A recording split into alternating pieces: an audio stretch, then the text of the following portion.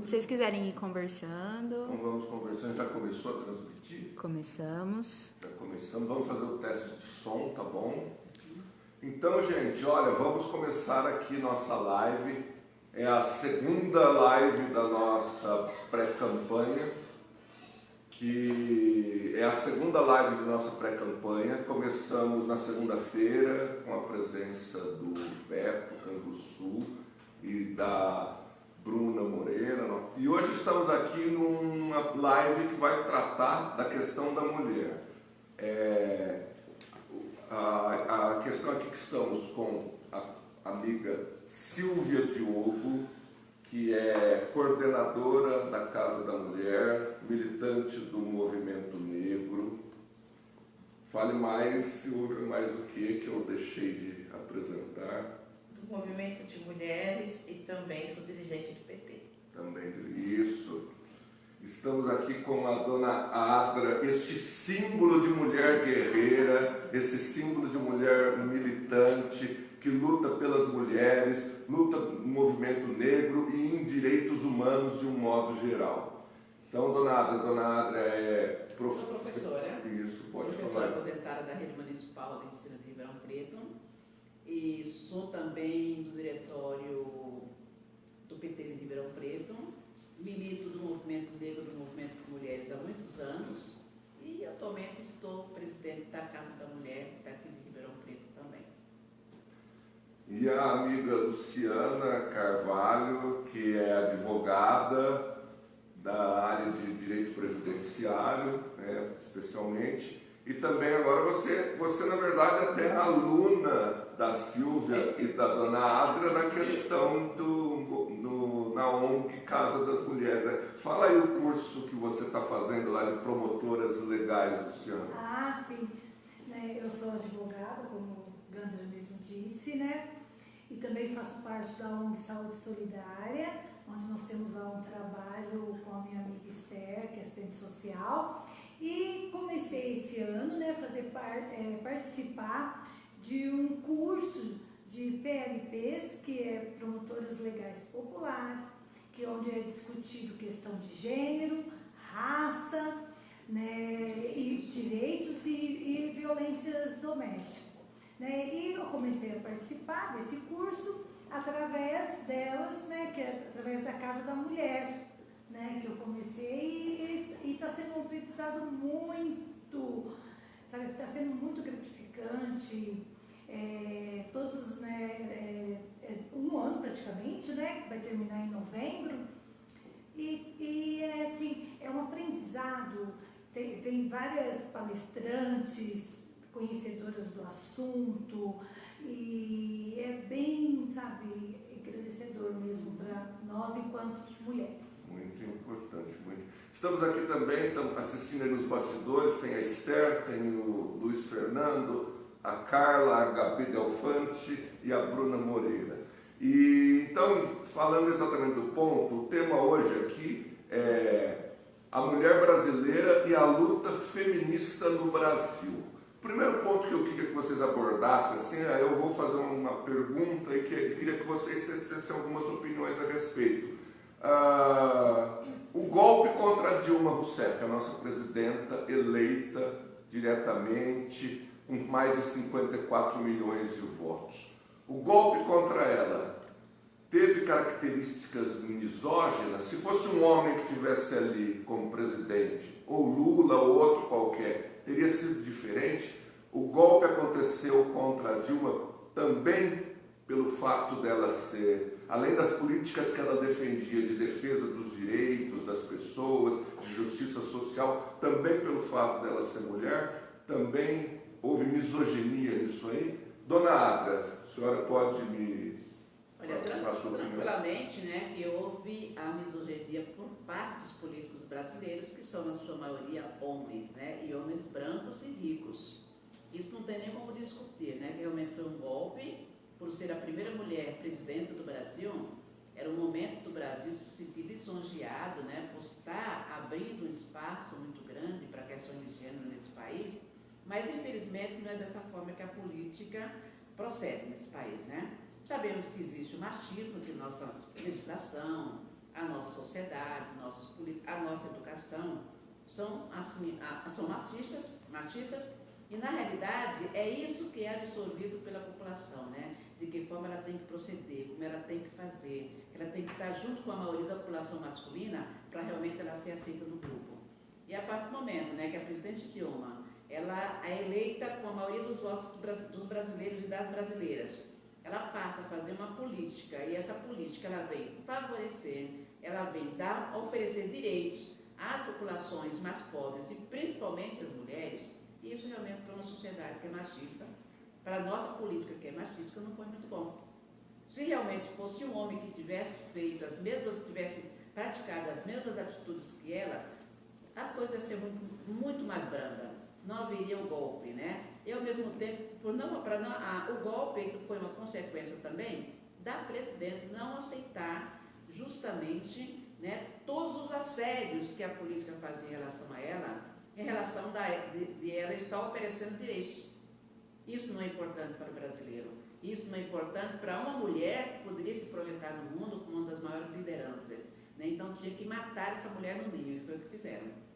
Então isso para a gente, para nós mulheres, realmente não foi uma situação feliz, uma situação muito triste, que envergonha o nosso país, e ao mesmo tempo acho que a parte desse golpe, nós mulheres, eu acho que começamos a ter um posicionamento muito maior e fazer a resistência.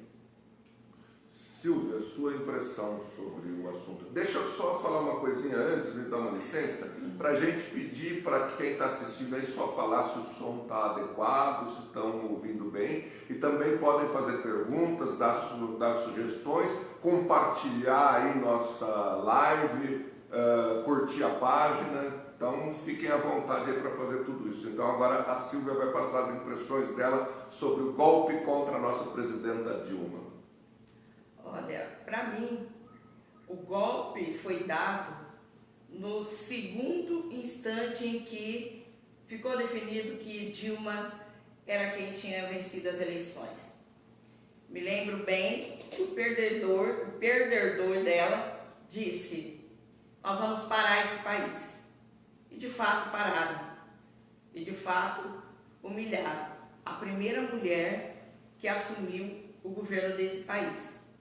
Por outro lado, os movimentos de mulheres, as ONGs constituídas, não conseguiram trabalhar uma forma de impedir que tudo isso acontecesse. Porque nós sabíamos que Dilma sozinha, ela estava sozinha naquele momento, porque as decisões partiam de quem? De uma mulher. E que homem que aceita as posições de uma mulher no cargo qual ela estava ocupando? Nós vimos os embates, como eram feitos. A mídia normal não mostrava como acontecia, mas a mídia alternativa mostrava. E a gente via... Chamados blogs sujos. Sim, né? sim. E a gente sabia que a dificuldade da Dilma era tão grande, que ela não conseguiria terminar esse governo. A gente imaginava que ela poderia ter muitos problemas. Eu, particularmente, não acreditava que ela fosse cair da forma que caiu. Mas ela caiu porque os poderosos, os latifundiários desse país fizeram com que ela caísse. Porque se não fosse isso, se não fosse as grandes barganhas que acontecem no Congresso, Dilma não teria caído. E ela não se vergou a essas barganhas, ela não aceitou, foi um dos grandes, ela não se rendeu ao Eduardo Cunha. Exatamente, né? E é isso que foi, eu acho que foi o ponto mais importante para a Dilma. A Dilma ganhou muito em não estar fazendo barganha com aquele ser chamado Eduardo Cunha. Ele conseguiu derrubá-la, mas a moral dela, enquanto mulher, enquanto presidenta, não foi abalada. Tentaram, mas não conseguiram.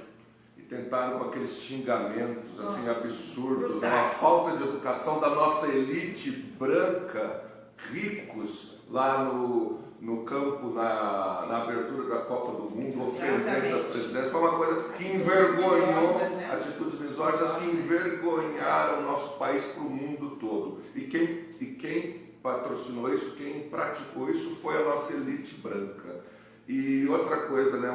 E hoje é interessante como a história, né? O Aécio hoje, o Aécio está reduzido a pó. Ele disse que ia reduzir o Brasil a pó, o Aécio, mas quem está reduzido a pó hoje é o Aécio. Do pó viestes e ao pó voltou o Aécio, né? Porque na realidade, Gandra, se eles tentaram, sabe, reduzir a Dilma, né, em nada, acho que não conseguiram, certo? Mas na realidade, o que hoje o brasileiro está sentindo? Se naquele momento todos achavam, um grupo muito grande achava, que realmente quem tinha assumido o poder, quem estava dando golpe, né, estava certo, que ia melhorar esse país, não conseguiram, certo? Ao contrário, o país regrediu. 20 anos em 2, né? A extrema pobreza retornou, o número de doenças, né, que antes tinham sido disseminadas retornaram, como tuberculose, varíola, sarampo, mortalidade infantil, né? A questão da moradia, a educação, ela retornou 60, 70 anos atrás. A educação está 1000 vezes pior do que era, né? Se estava tentando melhorar a educação, isso é uma regressão muito grande. E a justiça brasileira, ela está totalmente desacreditada. E ela está corroborando tudo isso que está sendo feito, né? Todas essas ilegalidades, esses abusos. É como a justiça fez no caso da Olga Benário Prestes, né, que com a autorização do Supremo Tribunal Federal, ela foi mandada para os nazistas. E hoje o Supremo está autorizando a manutenção nas masmorras de Curitiba do presidente Lula. Luciano, e você? O que você diz sobre essa questão do golpe? Foi um golpe misógino, no seu ponto de vista também? Com certeza. E a Silvia Adler, né, falou disso tudo. E até, assim, é tão interessante que até hoje não se sabe qual o crime que ela cometeu.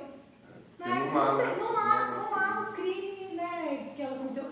Ela está sendo processada, né, por quê? Qual foi o crime que ela cometeu? Mas se olharmos as notícias dessa semana, nós vamos verificar que a Dilma foi inocentada de tudo aquilo que ela foi. Quiseram condená-la, né? Na questão de Passadema, na questão também das pedaladas, ela foi inocentada em todos os eixos. Foi exatamente para tirar um projeto político popular e de justiça social do poder. E aí é até interessante que, olha só, derrubaram a Dilma, colocaram o Temer, ele acabou com todas as conquistas, na verdade, direitos que foram feitos. E alguém foi para a rua tentar... Os paneleiros, onde estão? Patinho amarelo. Papo amarelo. Será que porque ele é homem?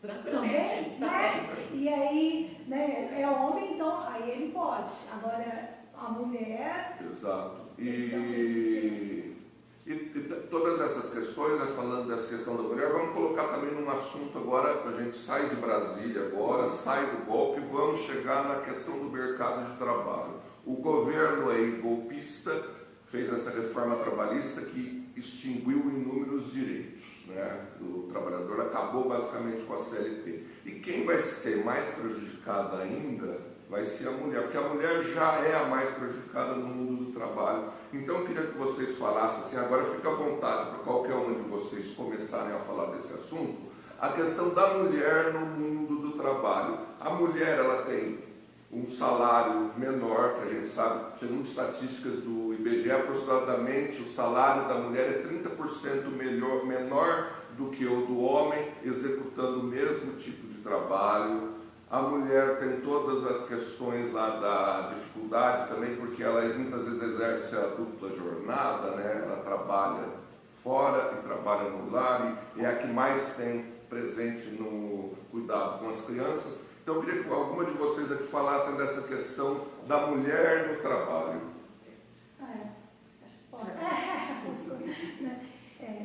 É bem assim, né, interessante. Acabou-se com a CLT, as mulheres já tinham assim, muitas dificuldades, né, nessa questão de trabalho.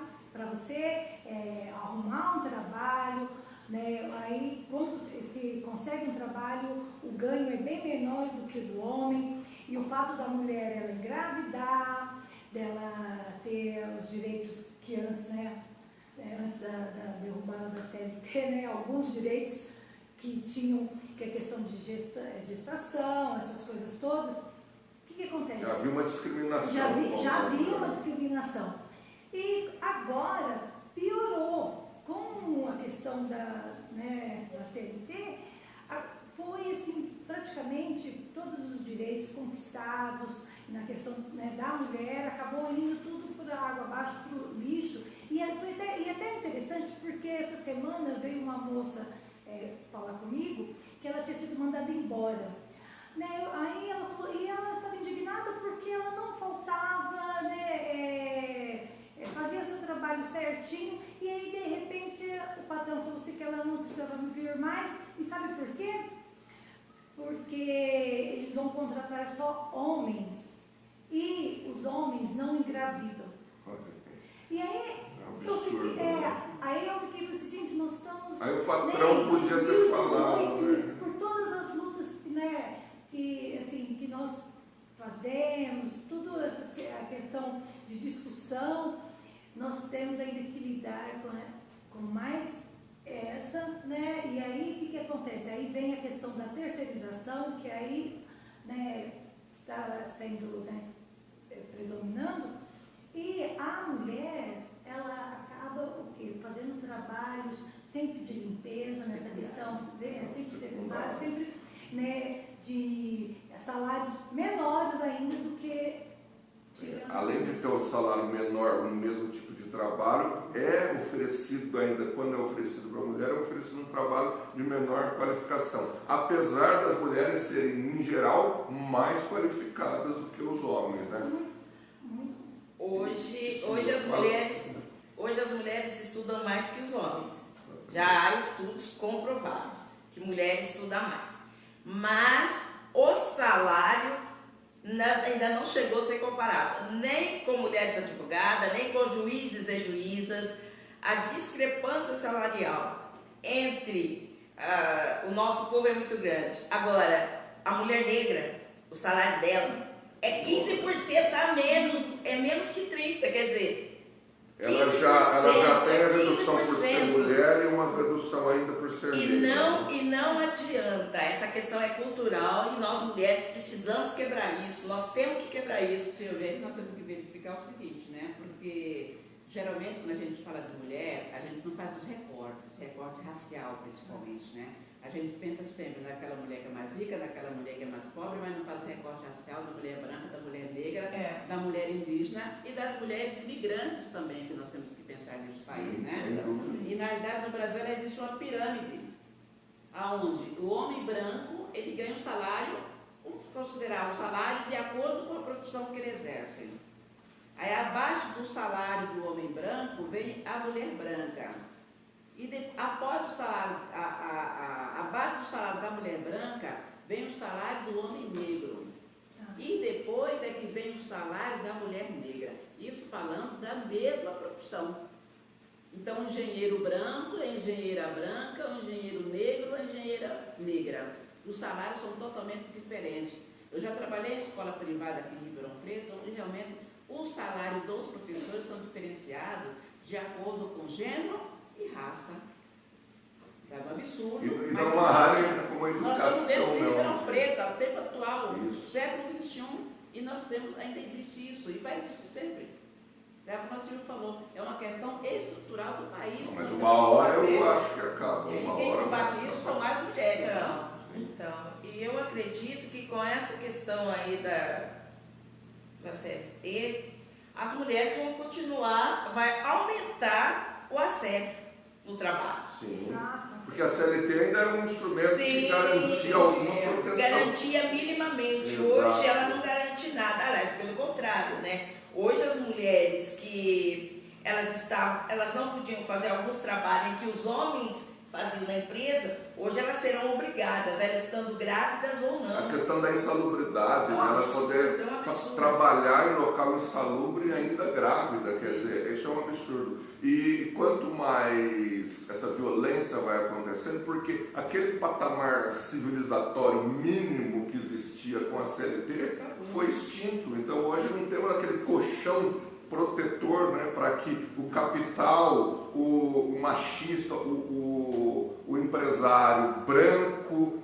rico, machista, misógino, ele ainda tinha essa estrutura jurídica que impedia que ele assediasse. Mas a Silvia ela fez uma colocação muito importante em relação ao assédio no trabalho, né? O assédio no trabalho já existe há muitos anos, certo? Com a questão agora da falta de proteção do trabalhador em relação ao trabalho, o assédio ele vai ser muito maior, certo? Ou você faz, ou você vai ser mandado embora, ou você, mulher subjugada, certo? Aquilo que o patrão deseja, ou você está fora do trabalho. Então, a gente tem que pensar nessas questões, são questões sérias, né? Porque não sei se realmente foi proposital, ou não sabiam quais as consequências que poderiam advir a partir da destruição dos direitos trabalhista, né? Porque algumas consequências estão aparecendo agora. Aí a gente entra na área jurídica, nos nossos advogados e advogadas, né?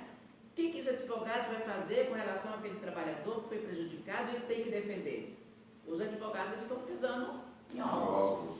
Porque sabemos, se o trabalhador perder a causa, quem vai pagar a causa, quem vai pagar as taxas públicas, ou vai pagar as custas processuais, os honorários advocatícios, vai ser o trabalhador. Então, os advogados, eles são assim, com muito cuidado de que formas eles vão fazer para que esse trabalhador não seja prejudicado. É uma forma de acabar com a justiça brasileira. Exatamente, eles querem acabar com a justiça trabalhista. E a justiça trabalhista protege mais. Não é que protege, defende os direitos que estão garantidos dos trabalhadores, das mulheres, dos trabalhadores mais pobres, das mulheres, dos negros. É a única justiça que tem uma conotação social no nosso país e que os juízes que lá estão, de toda a estrutura jurídica que tem aqui no nosso país, de juízes aí que muitas vezes são também racistas, misóginos, preconceituosos de um modo geral, a Justiça do Trabalho é a que tem juízes com maior preparo social, com maior sensibilidade social. E é exatamente esta que o golpe está atacando, querendo extingui-la, querendo destruí-la. Exatamente. Então, e outra coisa, e a questão que veio aí com essa reforma trabalhista, o que se alardeava e o que a nossa imprensa golpista dizia, a Globo News, Veja, Folha de São Paulo, é que agora a economia ia ser impulsionada e que os empregos iam ser gerados. E vemos que não é nada disso, nós já dizíamos, né, que isso era mentira e hoje está confirmado, os empregos não vieram, a desocupação está cada vez maior, já que temos aí hoje dados que 65 milhões de brasileiros estão fora do mercado de trabalho. São aqueles que são desempregados ou que já cansaram de procurar emprego, não conseguem, desistiram simplesmente de procurar. Vão viver de bicos, vão fazer alguma coisa, trabalhar em casa ou viver às custas de alguém que tenha um salário para mantê-los ali, uma mãe aposentada, alguma coisa assim. Não, mas justamente, Gandra, essa extinção dos direitos trabalhistas, né, fez com que muitos trabalhadores saíssem do mercado de trabalho. E na realidade, certo, esse mercado de trabalho, ele veio também atingir a mulher no sentido de que, a partir do momento que o mercado de trabalho prefere homem no mercado e deixa as mulheres em segundo plano, o que vai acontecer com essas mulheres? Ela vai retornar ao lar. Sim. Certo? Ela vai retornar a ser aquela dona de casa, cuidando do lar, do marido, dos filhos. E essa mulher, por não estar colaborando com a questão econômica da casa, tranquilamente ela vai ficar à mercê do companheiro e ela vai sofrer a violência doméstica. Era exatamente onde eu queria entrar, depois da gente falar desse mundo do trabalho da mulher, a questão da mulher e a violência. Então, dona Ana, sabe, essa questão da violência, né? Isso já tem, na nossa ONG já acontece, né? De alguns casos que aparecem lá no nosso trabalho, no dia a dia, né? das mulheres reclamando no sentido de que eu não consigo trabalho. E tanto meu marido como meu companheiro e meus filhos falam que eu não quero trabalhar. Não é que eu não quero trabalhar, é que eu não consigo e o mercado não está me absorvendo mais. A parte de que ele não está me absorvendo, o que eu tenho que fazer? Aí o que essa mulher vai ter que fazer? Bicos. Essa mulher vai ter que fazer pequenos trabalhos dentro de casa, certo? Mas será que é esse mesmo o objetivo da política brasileira, de que a mulher seja recolhida ao lar, que ela sofra mais violência e ela fique subjugada à política que está instalada no país? E ela acaba também tendo, ela estando lá e não sendo produtiva economicamente, o marido ela acaba recebendo ainda maior, a violência acaba atingindo ela de uma... Muito mais, entende? Porque vão cobrar dela uma posição, de que forma, de que maneira você está. E muitas vezes até não só o marido, o companheiro, mas a família em geral. A família em geral. Ela cobra muito. E aí ela vai ficar dependente do marido, ela vai, né, ser...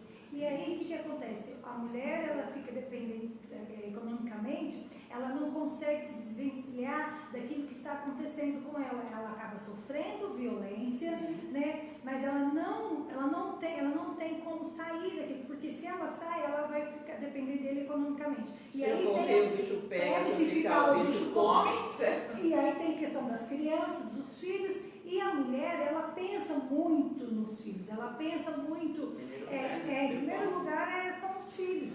Como eles vão ficar se ela sair de casa? Aí o que acontece? Ela se cala, né, e continua vivendo aquela vida, né, sendo humilhada porque não trabalha, né, sofrendo violência, muitas vezes calada, né, e aí a família está em primeiro lugar, que é a proteção da família, dos filhos, principalmente. Eu queria voltar um pouquinho lá nos 65 milhões. Nesses 65 milhões de desempregados no nosso país hoje, vocês podem ter certeza, mais de 30% é mulheres. São mulheres. É mulheres, porque toda vez que há uma baixa na empresa, são as mulheres que são dispensadas.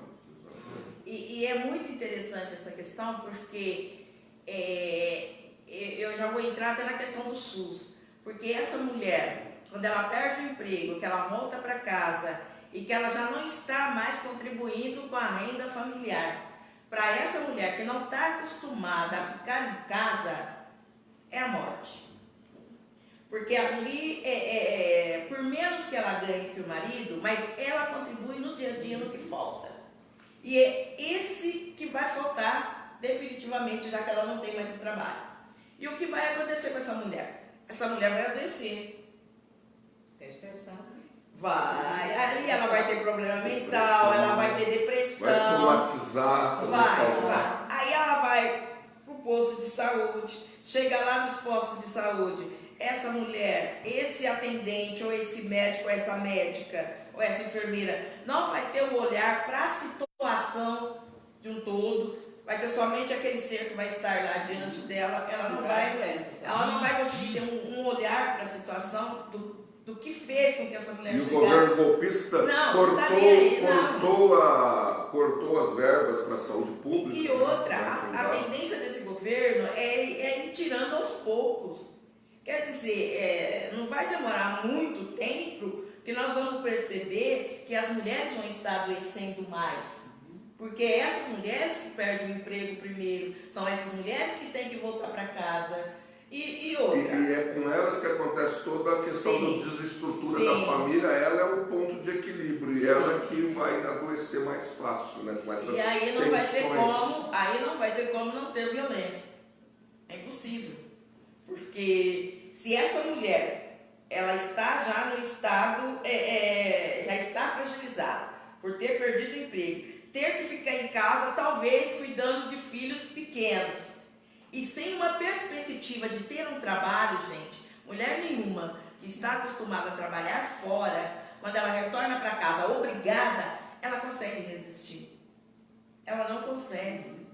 E é muito duro, e é muito triste para as mulheres viver essa situação. E hoje nós temos mais de 30% desses 65 milhões nessa situação. Mulheres fazendo bico, já ganham menos, vão ganhar menos ainda, né?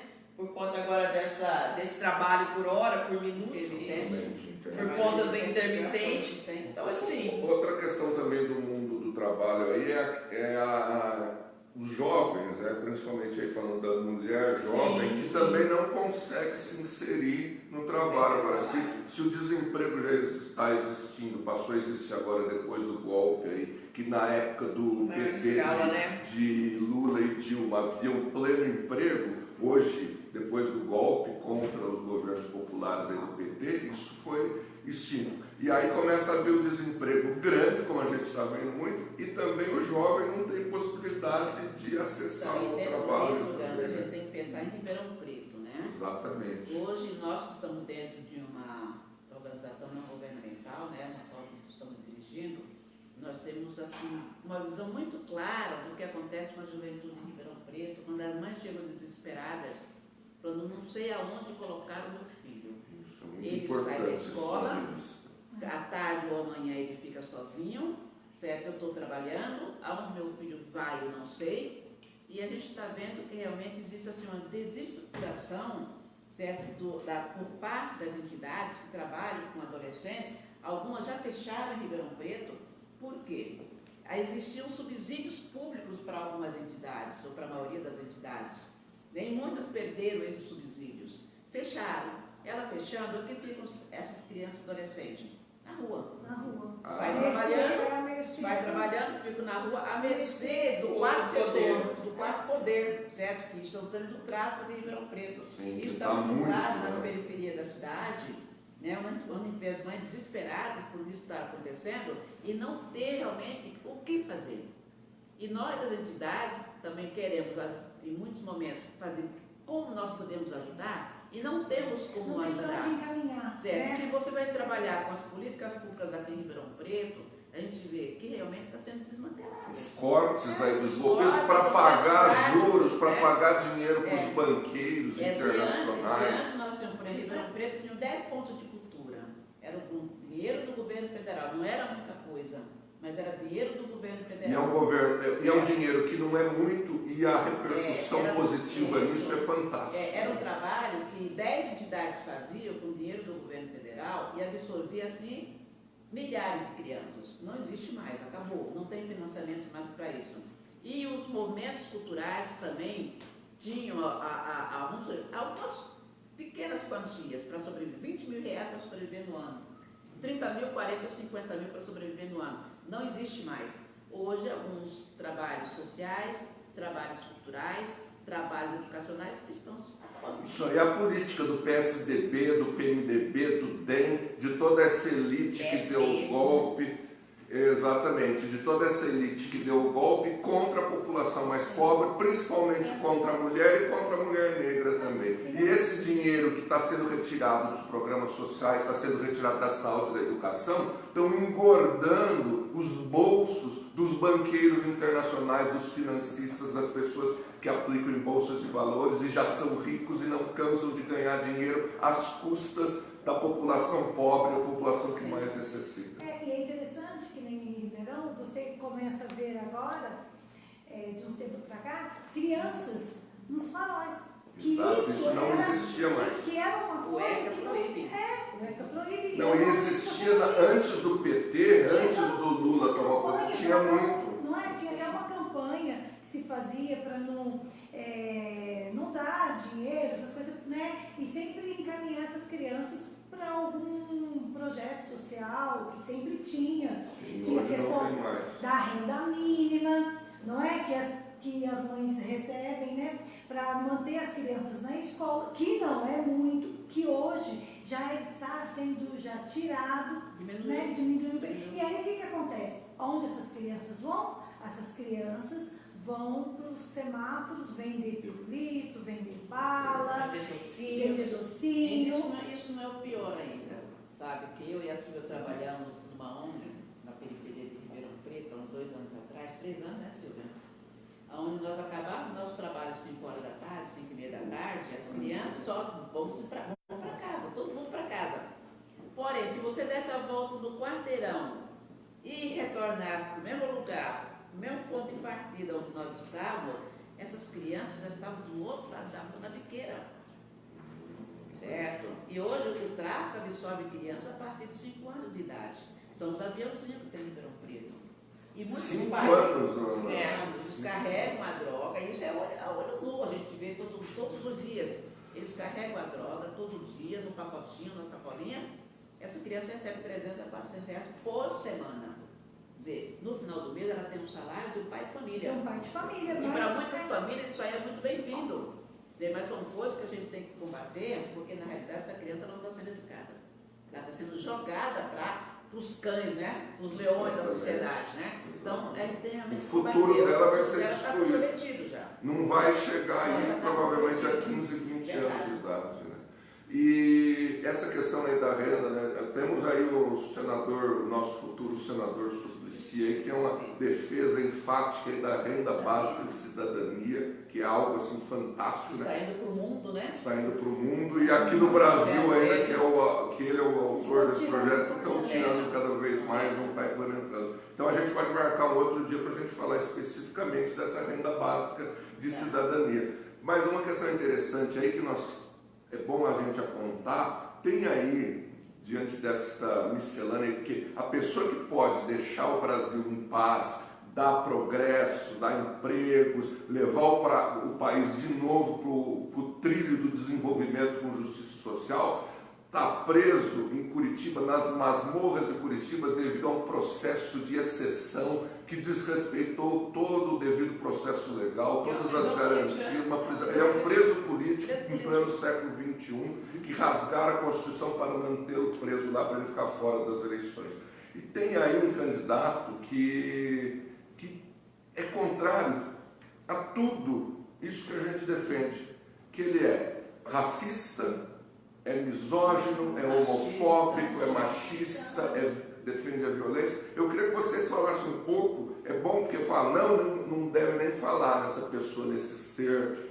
Não, mas é importante que a gente fale para as pessoas que têm alguma simpatia por ele ou está em dúvida, saibam o que vai representar aí a eleição de uma pessoa dessa estirpe, desse nível, aí, o que vai acontecer com o país. Então eu queria que vocês aí, Silvia, primeiro, tecesse algum comentário sobre esse candidato Bolsonaro, que é o atraso civilizatório do Brasil. Eu, particularmente, evito ver qualquer coisa desse cidadão. Assim, qualquer fala dele, porque eu desprezo totalmente qualquer coisa que esse cidadão fala. E ele esteve vou pegar um pouco o gancho aqui, de que ele esteve no Roda Viva na segunda-feira, e ele negou um punhado de coisa que nesse país é latente. Não existe racismo, não existe racismo, não existiu a escravidão. Teve uma vez que ele disse que ter uma filha foi uma fraquejada que ele deu. Gente, esse homem não respeita as mulheres.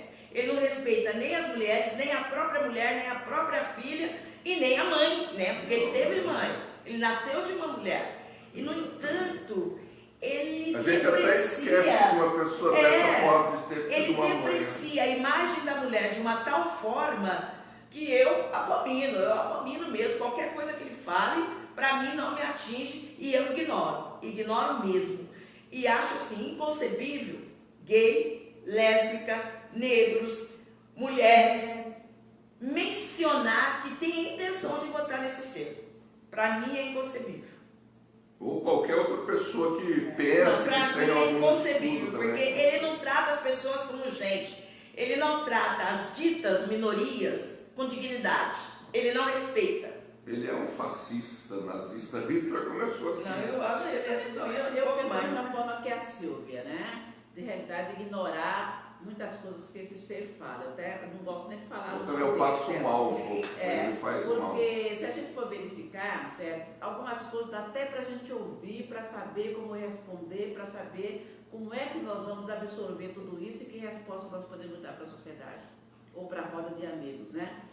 Porque é inadmissível que um país tenha pessoas que pensem dessa forma. Eu acho que a partir do momento que a gente tem pessoas fazendo essas colocações a nível nacional, a nível de mídia, é o momento que a gente está fazendo o inverso, combatendo e conversando com as pessoas. Logicamente que a minha fala não vai atingir a grande mídia, mas aquelas pessoas com quem a gente podemos atingir, nós estamos conversando e mostrando qual é o mal que esse tipo de pessoa vai fazer ao país. Quem é que eles quer atingir ou vai atingir? De que forma nós vamos ser tratados a partir do momento que esse ser, ele um dia tiver um cargo político de comando, de executivo nesse país. Então nós temos que pensar em todos os poréns, em todas as consequências que nós podemos ter no futuro. Porque hoje a gente acha bonito, a gente acha graça, a gente comenta, a gente, olha, vou votar nele, não vou, porque pelo menos ele é sincero. Muita gente aí falou que ia fazer e não fez, certo? Muita gente falou que isso era o melhor para ele, mas não era o melhor para o povo. Essa forma desse ser está falando, de certa forma, é o que ele pensa, mas não é realmente aquilo que nós E toda a trajetória dele no Congresso Nacional, mostra que ele está lá há 30 anos e nunca elaborou nada. E pensar pior, que ele defende o nazismo, ele defende uma ditadura, certo? Ele defende uma tortura, ele defende a tortura, defende a morte, defende o fuzilamento. Gente, espera um pouquinho. Onde é que está a nossa sensibilidade em relação ao ser humano? De que forma nós queremos que seja esse ser humano? De que forma que nós queremos que essa criança seja educada para que um dia ele seja uma pessoa transformadora e transformar esse país para melhor? Temos que pensar em tudo isso. Quais são as consequências para o futuro de todas essas ações que poderão que poderiam ou pode estar acontecendo agora? Temos que pensar daqui para frente. O que vai acontecer se esse ser um dia for um presidente do país? Certo? Então, dessa forma que a gente tem que começar a combater e estar conversando, principalmente com as nossas mulheres negras, mulheres brancas, com os nossos indígenas, porque quilombolas, indígenas, para eles não é nada, não é gente, né? São pessoas que têm que ser extintas, né?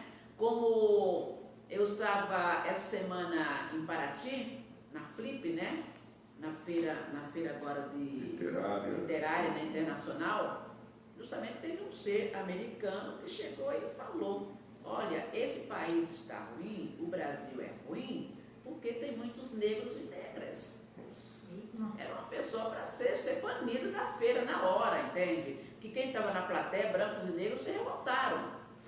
Como um homem pensando dessa forma, vem para uma feira de literatura e falar que... Sabe, não é nem brasileiro. Não é nem brasileiro, não sabe nem o que está acontecendo no país, certo? Então nós temos que estar repensando desse tipo de pessoas que vêm realmente fazer a violência. E ele sendo dos Estados Unidos, onde o movimento negro é muito importante. Se há alguma coisa assim, a gente é um pouco de não gostar muito dos Estados Unidos, mas uma coisa que a gente tem que se orgulhar dos Estados Unidos são os movimentos pelos direitos civis, o movimento das mulheres, o movimento negro, que é algo assim muito relevante lá. E vem vai ver que ele não consegue mais falar tamanha bobagem no país deles, ele vem para cá, que agora a gente virou um curral aí de receber, depois do golpe, receber tudo isso, essa podridão de pessoas, tudo que vem de ruim aí. Gente, agora, mais ou menos, a gente já está com 45 minutos de live, então a gente já tem que ir encaminhando aí pro final.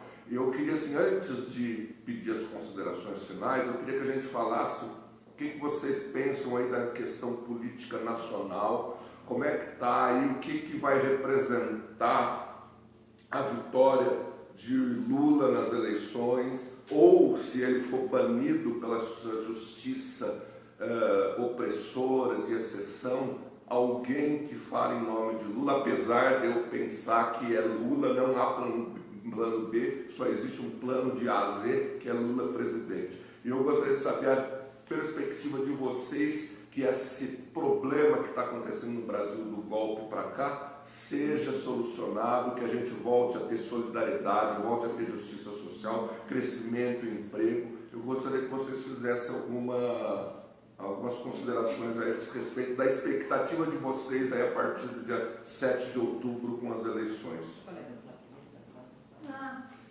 Bom, voltando ali na questão do Bolsonaro, só para dar um teco, né? Só dar um comentário, por exemplo, eu acho triste, é muito triste assim, ter uma pessoa do nível dele e influenciar os nossos jovens.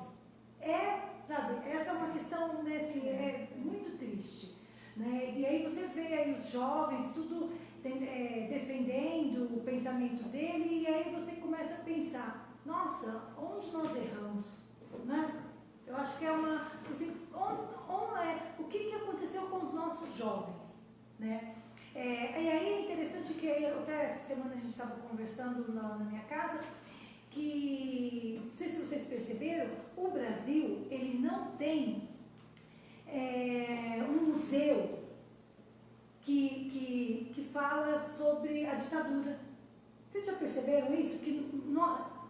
Pelo que eu saiba, não tem. Acho que tem alguma coisinha no DOPS lá, mas é uma coisa bem incipiente. Não é que nem no Chile, né? Na Alemanha, né? que você possa levar esses jovens e mostrar isso aqui aconteceu. Olha como que foi feito, né? Olha para a história, olha o que aconteceu. Porque para eles hoje ir atrás de conversa, de promessas de Bolsonaro, é porque houve uma falha muito, nós falhamos, né? E aí agora a questão das eleições também é uma coisa muito triste, até porque eu não vejo que o Brasil tenha uma liderança que seja assim, que chegue perto do Lula, entendeu? Sabe, não existe que consiga juntar todos os vários segmentos, fazer uma união. E aí, na verdade, nós ficamos, eu acho que assim, um pouco perdidos, porque o nosso líder, a pessoa que fez mais pelo nosso país, que levou o nosso país a ser conhecido internacionalmente, não é? Que teve um projeto social muito grande, que tirou milhões de pessoas da miséria, e ele está lá em Curitiba, e assim, está sendo impedido de ter visitas de líderes, não é? Prêmio Nobel, Leonardo Boff, proibiram todos. Então, é triste, e aí eu acredito que é difícil ter uma perspectiva. Mas vamos ganhar, vamos aí recuperar aí, o que você acha? Eu acredito a que dignidade, Lula livre, né? Lula livre e Lula presidente. O Brasil feliz de novo. O Brasil feliz de novo. Olha, eu também sou pelo Lula livre, né? Não tem nem dúvida, né? Que a nossa bandeira tem que ser realmente Lula livre, e a gente está levando a questão do Lula candidato até o final, sabe? Acho que nós não podemos realmente desbancar essa ideia, né? Nós temos que manter essa ideia, que ela é muito importante, e como a Luciana colocou, das questões das políticas que foram feitas nesse país, foram criadas nesse país, importante para a população brasileira, importante para a população LGBT, quilombola, indígena, negra, população de rua, população pobre, né? Isso é muito importante e não podemos desconsiderar, quando na realidade foi através do Lula que nós conseguimos aqui no Brasil o primeiro Estatuto da Igualdade Racial, onde protege os direitos dos negros, a CEPIR, a Secretaria de Políticas, né, Públicas para a questão racial, a questão da Secretaria de Política para as mulheres, que oferecia, né, uma série de políticas públicas para as mulheres do Brasil, e realmente ela foi desbancada por esse governo. Eu acho que somente através do Lula, e através do Lula, um presidente, é que poderemos retornar a ser criados, ou seja, ser devolvidas todas as conquistas, todos os direitos para o povo, né? E temos que lembrar, né, que a partir do momento que essas políticas foram desprezadas por esse governo golpista, aumentou a violência nesse país, principalmente a violência contra as mulheres. Não podemos ir muito longe desse país para a gente ver a violência. Vamos ficar na nossa cidade de Ribeirão Preto, que toda semana morre uma mulher, é estuprada uma mulher, é espancada todo minuto uma mulher, certo? Nós temos que combater todas essas questões. Eu acho que nós mulheres, o movimento mulheres, o movimento negro, o movimento LGBT, tem que realmente estar gritando pelas políticas que estão sendo retiradas ou que foram desbancadas, né? Porque a partir do momento que a gente se acomoda e a gente não luta nessa situação, o que vai acontecer nesse país? Eu acho que a resistência ela tem que ser sempre. E a nossa resistência é com Lula presidente, e a nossa resistência é para que realmente os direitos que foram retirados, eles venham também a ser futuramente repostos nesse país. Eu vou voltar a falar daquele Do tempo que ele é deputado, ele fez 2 projetos. 30 anos ele está lá naquele congresso. E agora está levando um outro filho dele para Já tem 2 filhos o congresso. Então, nós precisamos pensar bem em quem votar. Nós precisamos renovar. Essa palavra parece que está meio antiga, mas não é, gente. Nós precisamos renovar. Precisamos tirar todos aqueles carcamanos que está lá e pôr gente nova, pôr sangue novo. Pôr gente que de fato vai defender o povo brasileiro.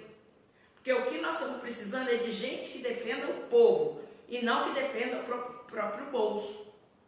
E quando se fala na questão de que esse país precisa fazer uma desobediência, é fatal. Nós precisamos ser mais ousados, nós precisamos chegar, chutar o pau da barraca e dizer, olha, tire o Lula daí porque nós queremos ele presidente.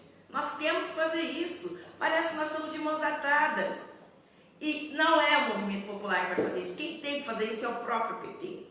São as secretarias que o PT tem, é a Secretaria Nacional, Secretaria Estadual. Parece que está tudo de mãos atadas. É nós que vamos ter que chegar lá e dizer, o Lula tem que ser presidente. E boa. Não, muito bem.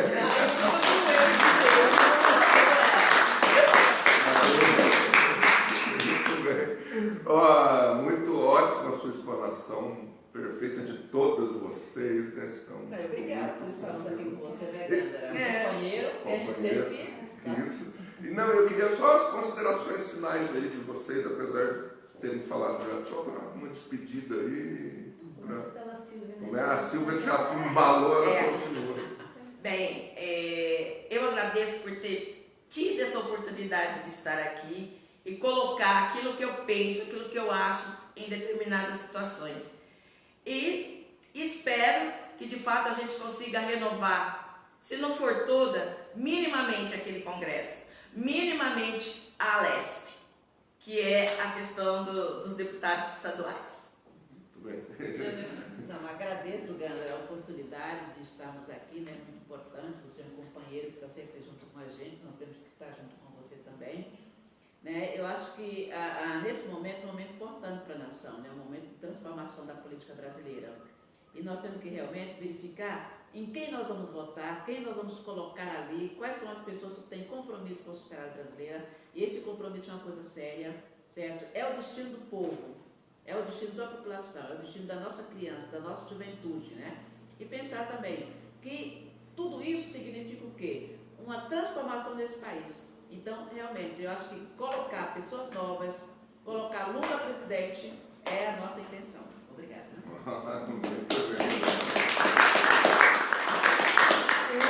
Eu agradeço pelo convite do Gandara, né? E fico muito lisonjeado de estar, né, na presença da Silvia, da Adria, que são pessoas E na que sua eu presença admiro muito, né? E o tempo, 1 hora foi pouco, para ir, a gente acho que ficaria aqui o resto da noite ouvindo a Adria, ouvindo a Silvia, né? E o Gandara, né? E eu acho que nós temos que ter esperança, né? Esperança que as coisas melhorem, que nós não temos um retrocesso. Ainda maior. E, Ainda maior. e Lula livre. Eu queria dizer que hoje eu acabei falando um pouco menos, né, porque eu estava aqui cercado de pessoas de uma capacidade ímpar de falar, que Olha, falam. as mulheres, quando chegam, você sabe que fala. Não, além de Nós vocês falamos falam, mas falam com muito conteúdo, com muita propriedade, com muito conhecimento. Foi excelente isso aqui também, gostaria. Mas vamos já deixar aqui agendado para uma outra oportunidade a gente voltar a falar aqui, chamar vocês para a gente falar mais. A gente queria, né, todos nós aqui queríamos agradecer muito a vocês que ficaram aí ouvindo aqui. É um prazer a gente estar fazendo isso. Quem perdeu, não conseguiu ver ao vivo, vai ficar no Facebook e no Instagram, Roberto Gandara 13, as pessoas vão poder compartilhar, divulgar, porque assim foi bastante enriquecedora a conversa aqui. e mostrando, então, agradecer mesmo as pessoas que viram e pedir para compartilhar, para curtir a página Roberto Gandra 13, compartilhar esse debate aqui nosso com essas mulheres maravilhosas e falar que essa questão da eleição do Lula livre, da volta do Lula, porque é uma coisa assim, em 2 anos, a gente viu que é um período pequeno, a gente viu como que a questão aí foi um retrocesso dos direitos e que afeta diretamente as pessoas, a população mais humilde, afetam as mulheres, a população negra. Por quê? Porque é o desemprego, é a falta de saúde, a falta de projetos sociais, de educação, tudo isso em 2 anos já aconteceu muito retrocesso e as pessoas estão sentindo na pele tudo isso aí. Não é uma coisa assim que acontece a longo prazo. O efeito já foi muito rápido. A gente está vendo aí pessoas nas ruas, pessoas desempregadas, mulheres sendo violentadas, população negra, população feminina e em população em geral. Quer dizer, o golpe vitimiza muito mais os mais pobres, muito mais entre os pobres as mulheres e entre os pobres e mulheres os negros, então as mulheres negras. Sim. Então é por tudo isso que eu queria agradecer a presença de vocês, foi maravilhoso, e damos as mãos aí para gritar Lula livre, Lula presidente! Lula livre, Lula presidente!